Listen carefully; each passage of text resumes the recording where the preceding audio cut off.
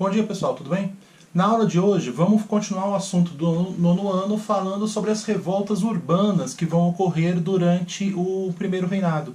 Então na aula anterior nós vimos o movimento de Canudos, o contestado, que são revoltas, que são acontecimentos que vão existir na parte rural dessa primeira república. Mas e as cidades? As cidades também vão ter eventos desse tipo, onde o poder dos coronéis, onde a forma que a república estava se organizando vai estar sendo bastante questionado. Aqui nessa aula a gente vai estudar dois movimentos, a revolta da vacina e a revolta da chibata, tudo bem? Que existem outros, tá? Num outro contexto, outros movimentos urbanos de questionamento, mas está num outro contexto que já é no contexto da crise desse primeiro reinado e o início aí de uma nova fase da política brasileira com a chegada de Getúlio Vargas ao poder. Mas isso é o assunto da nossa próxima aula. Aqui eu vou focar só na revolta da vacina e na revolta da chibata, beleza? Bom, o que é a revolta da vacina? O ano aqui que a gente vai estar trabalhando é o ano de 1904. Então a gente está aqui com 15 anos da proclamação da República. A gente tem uma jovem nação que queria se mostrar para o mundo, só que a capital dessa jovem nação, o Rio de Janeiro, era uma cidade considerada antiga, até para os padrões da época. Assim. O Rio de Janeiro, por mais que ele tenha tido toda uma mudança no período joanino e no período imperial também, o crescimento da cidade vai se dar muito no século XIX, o século XX ainda apresenta uma cidade atrasada, principalmente na sua região central. A expansão que a cidade teve foi para umas regiões mais suburbanas, assim, a Zona Norte e a Zona Sul, que começaram a ser ocupadas no século XIX. O centro ainda tinha as mesmas características coloniais, de ruas apertadas, você não tinha carro no período colonial, você não precisava fazer ruas largas. Então eram ruas apertadas, eram ruas sinuosas, você tinha casarões que nessa época já estavam, entre aspas, desocupados, e esses desocupados eu estou querendo dizer assim, o dono do casarão tinha ido morar na Zona Sul, tinha ido para outra região, e o casarão estava lá. E o que acontece com esses casarões? Eles vão começar a ser ocupados por cortiços, que eram habitações regulares, no sentido de uma falta de estrutura. Os donos desses casarões alugavam para pessoas dormirem. Você tinha alguns desses casarões que a pessoa alugava o quarto, aí você já tinha um quarto mobiliado, a pessoa pagava para morar, habitar. Muitos desses antigos casarões eram usados até com alguma oficina de artesanato ali, fazer, sei lá, um alfaiate, fazendo roupa, alguma coisa do tipo. Mas ainda um centro com uma característica colonial muito clara.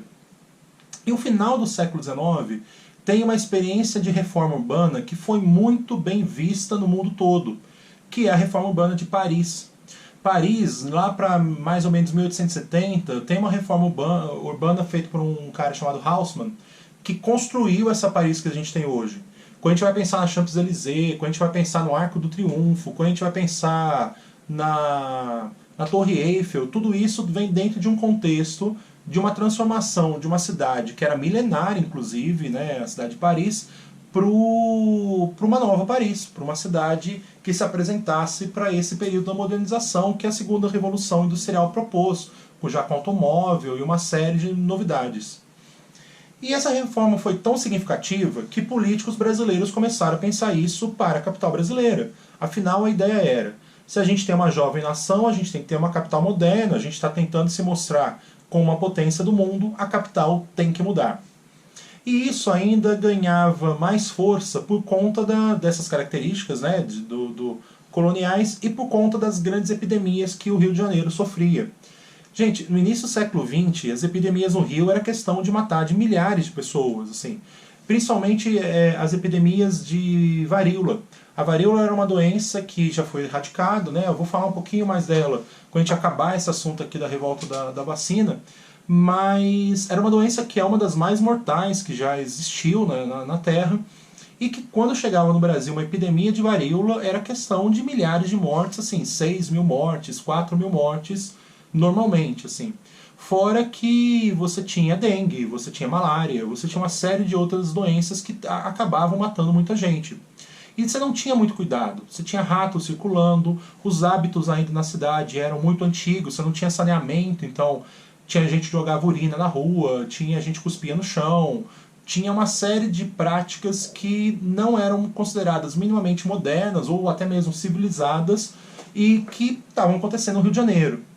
Então, dentro desse contexto de melhorar, gerar uma cidade que fosse vista como moderna, de civilização no sentido de um caráter burguês europeu, tudo isso vai entrar em discussão nessa ideia de vamos mudar a capital.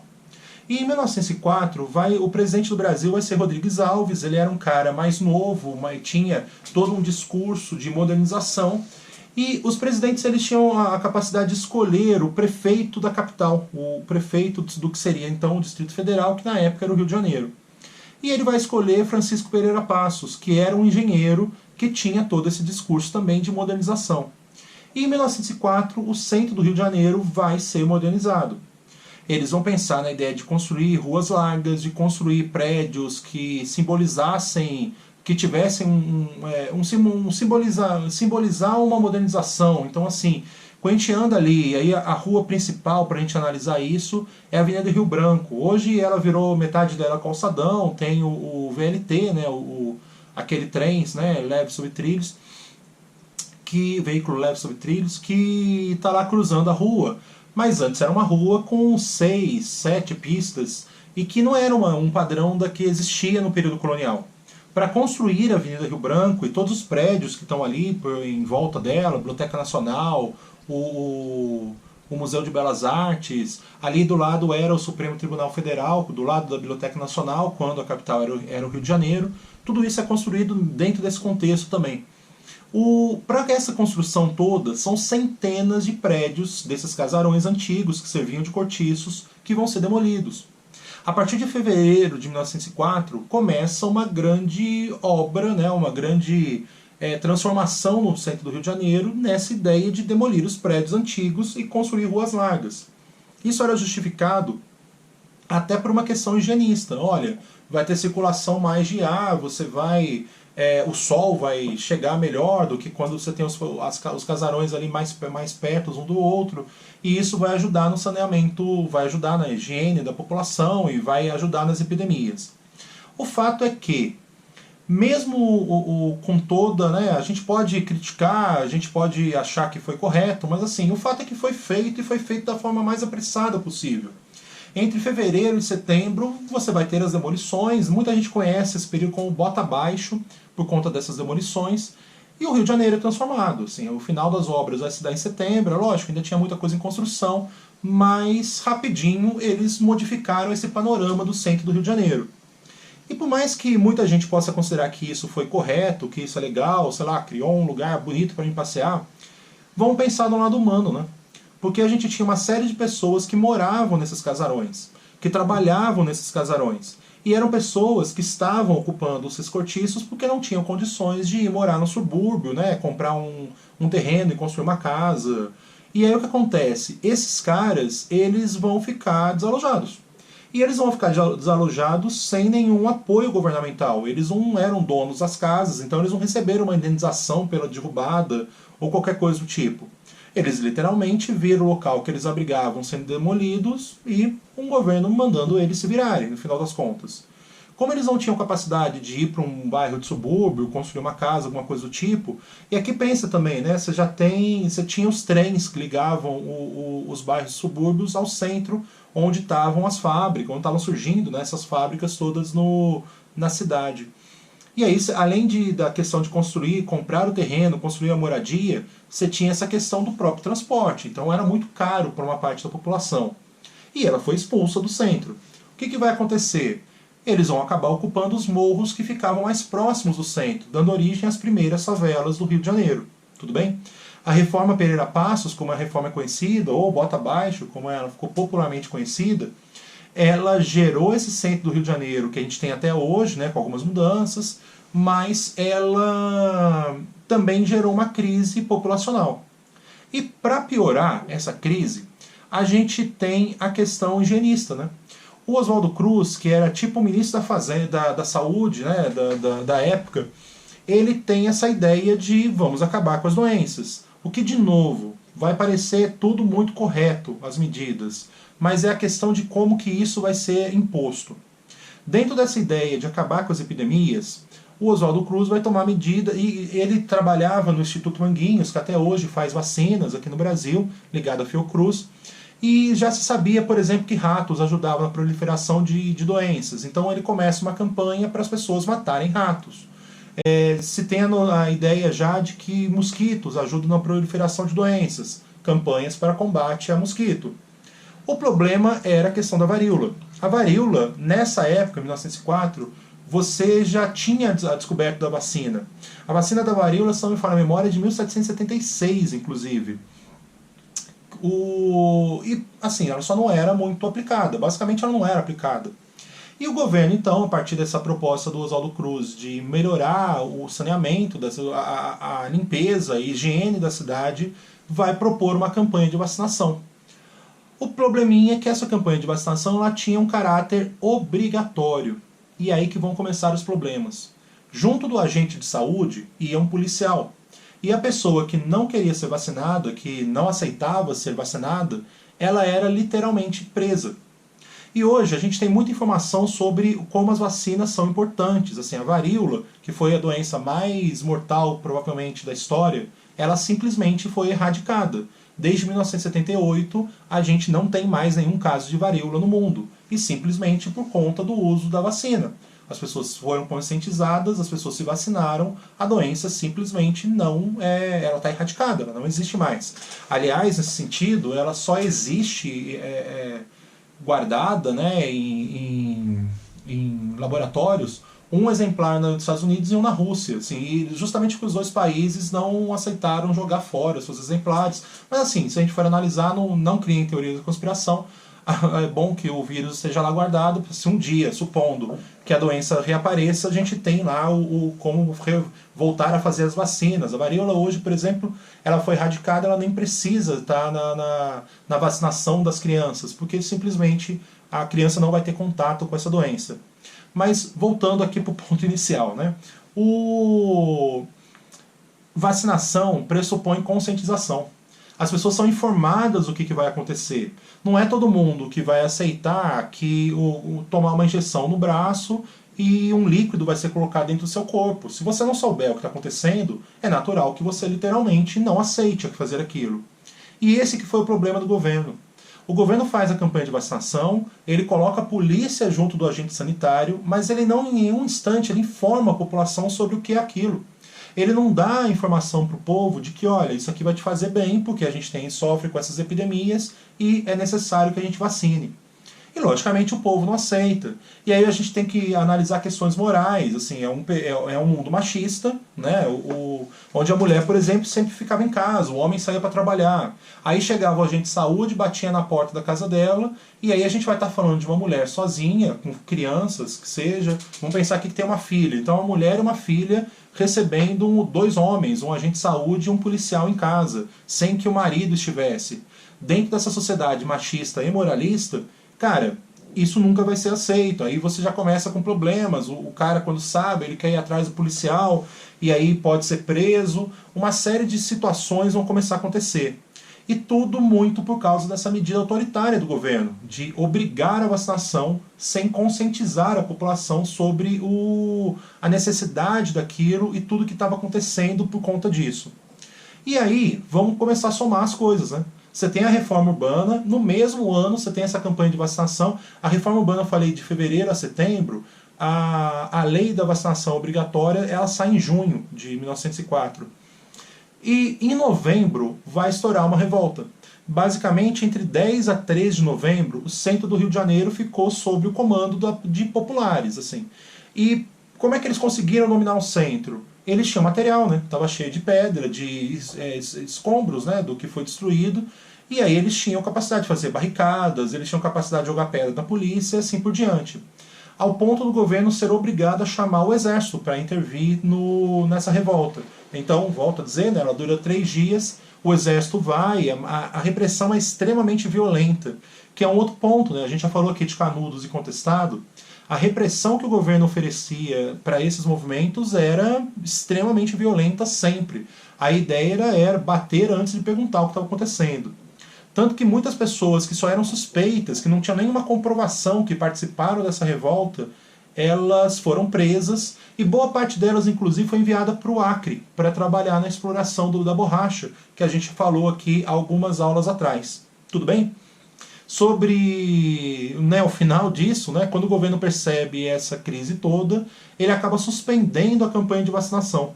E isso faz com que, né, para a gente falar de como que as epidemias eram cruéis, e são cruéis, né, até hoje, mas assim, como que elas assolavam a população do Rio de Janeiro.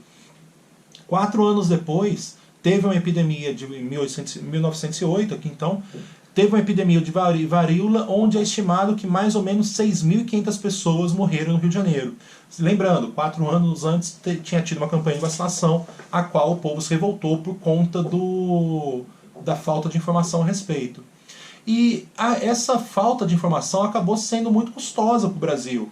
Foi só nos anos 60 que a gente tem uma normatização, que as campanhas de vacinação vão se transformar vão ser mais comuns, com grande porcentagem da população se vacinando.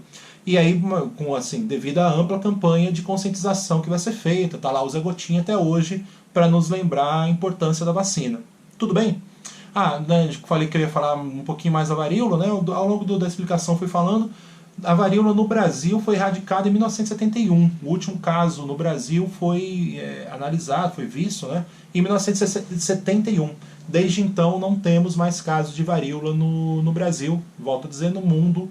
Foi uma fotógrafa que ela estava num laboratório na Inglaterra e ela acabou se contaminando 1 mês depois ela morreu. Mas isso em 1978, que foi o último caso de varíola registrado no mundo. Beleza? Bom, agora vamos falar da revolta da Chibata, que vai acontecer lá em 1910, também no mês de novembro. O mês de novembro não era muito bom para o governo brasileiro nessas ideias das reformas dos movimentos urbanos. Mas a revolta da Chibata, ela está aqui como movimento urbano porque ela vai acontecer nos mares do Rio de Janeiro, mas ela aconteceu com a marinha, né? Ela aconteceu nos navios. E qual que é o contexto aqui para a gente analisar? Basicamente, a marinha, durante o período imperial, era utilizada como punição para escravo que tinha cometido algum crime. Então muitos escravos, ao invés de serem simplesmente presos, eles eram enviados para a marinha. E nisso, dentro da organização da marinha, da disciplina da marinha, você tinha alguns castigos que eram castigos aplicados em escravos. E aqui o ponto que eu quero falar é a chibatada, que era basicamente uma chicotada. A chibata não é exatamente um chicote, mas era usada aí para punir os escravos. E a marinha fazia isso com seus marinheiros. O problema é que em 1888, né, a gente tem a Lei Áurea, tem a abolição da escravatura, mas a marinha continua dando chibatadas nos seus marinheiros, que em sua maioria eram negros. Eles recebiam péssimos salários, o trabalho era excessivo, a alimentação era muito ruim para esses marinheiros, enquanto os oficiais tinham muito mais melhores condições, vamos dizer assim. Agora, em novembro de 1910, no encouraçado Minas Gerais, que era o principal navio de guerra brasileiro, tem um marinheiro que é punido com 250 chibatadas. E assim, você já tinha uma ideia dessa manifestação dos marinheiros contra a chibata, mas aquilo para eles foi considerado o final mesmo, o ponto ali a última gota que encheu, que começou a dar vazão ali no copo d'água. E naquele instante, naquela punição, os soldados liderados por João Cândido vão começar essa revolta. A boa parte dos oficiais que estavam no encouraçado Minas Gerais vão ser presos, tem até alguns casos de oficiais que são mortos. A revolta, esses soldados conseguem avisar os soldados dos outros navios, a revolta vai se espalhar por mais 7 navios de guerra brasileiro. Depois eles até vão diminuir, tá? Os soldados vão meio que se juntar em menos navios.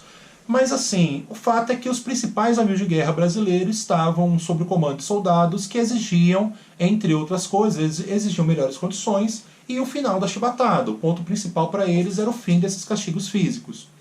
A Marinha brasileira, a Armada, a Marinha de Guerra, ela decide que negociar um erro e tenta atacar os navios. Mas assim, a gente está falando dos principais navios de guerra, os marinheiros, os soldados, os marinheiros conseguem se defender muito bem, assim. E não tem como, no final das contas, fazer alguma coisa contra isso. O Congresso brasileiro decide negociar, e a negociação era literalmente oferecer melhores condições e acabar com os castigos físicos, o que os marinheiros conseguiram. Aí, o ponto aqui que fica para discussão é a questão da anistia. O Congresso brasileiro oferece anistia a todos os soldados que revoltaram, desde que eles se rendessem. E é o que acontece, os soldados se rendem e literalmente eles são anistiados. Anistia significa perdão do seu crime. Então, teoricamente, os soldados não podem se rebelar contra, né, a hierarquia do exército, que foi o que aconteceu, das Forças Armadas, que foi o que aconteceu. Mas eles foram anistiados, então eles não podiam ser punidos por conta disso. No entanto, semanas depois, quando voltou tudo ao normal na Marinha, os marinheiros foram punidos. Apesar de você ter essa ideia de anistia, teve punições. E aí começa uma nova rebelião no mês de novembro de 1910, que a Marinha reprime com a máxima violência possível. E dentro dessa nova fase aqui de revolta, 600, dessa vez os oficiais conseguem vencer, 600 dos soldados que participaram dos eventos da Revolta das Chibatas são presos, e boa parte desses caras acaba morrendo na prisão. Tudo bem? Alguns deles, inclusive, tudo bem não, né, gente? Eu acabei de falar que eles morreram na prisão. Mas alguns deles são enviados também para o norte do Brasil, para o Amazonas, e em viagens que os relatos são de que haviam simplesmente assassinatos, assim, de os oficiais pegarem, né, os soldados que estavam presos no porão e literalmente matarem alguns desses soldados. O João Cândido, ele fica na cadeia durante muito tempo, mas depois ele é solto. No entanto, ele nunca mais foi reincorporado à Marinha. A Marinha, ele até o final da vida dele, ele vai terminar a vida como pescador, e ele vendia os seus peixes na Praça 15, ali no Rio de Janeiro, mas ele nunca mais foi reincorporado à Marinha. É só depois da morte que a causa dele, judicial, dá ganho para ele. A família recebe uma indenização porque ele ficou todo esse tempo sem receber, ele devia ter sido reincorporado, mas acaba sendo esse o final aí do Almirante Negro, né, como João Cândido ficou conhecido.